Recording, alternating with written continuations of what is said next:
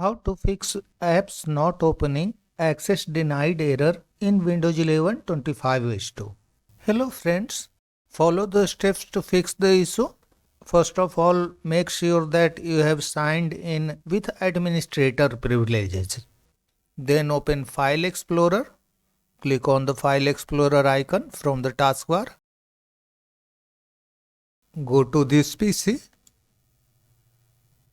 Right click on C drive where the Windows is installed and select Properties. On the Properties window, click on Security, the Security tab. Click on Advanced. For owner, click on the Change link. Over here, type Everyone.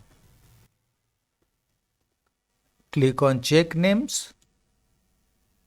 Everyone should be converted into a link, should be underlined. Click on OK. Then check this box. Replace all child object permission entries with inheritable permission entries from this object. Check this box and click on Apply.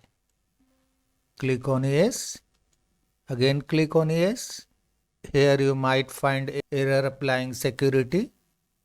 In this case, click on Continue.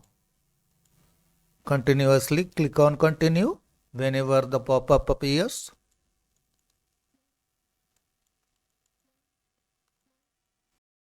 Keep clicking Continue.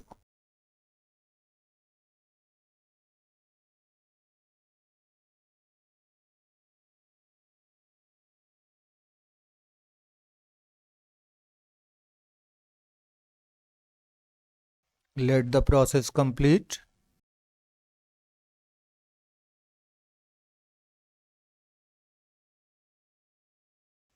Continue. Click on OK. Here click on OK. Click on OK. At last you might see this pop-up. The pop-up saying recycle bin is corrupted. Do you want to empty the recycle bin for this drive? On this pop-up, click on Yes. After doing this, restart your computer. The issue should be fixed now. That's all friends. Thanks for watching the video.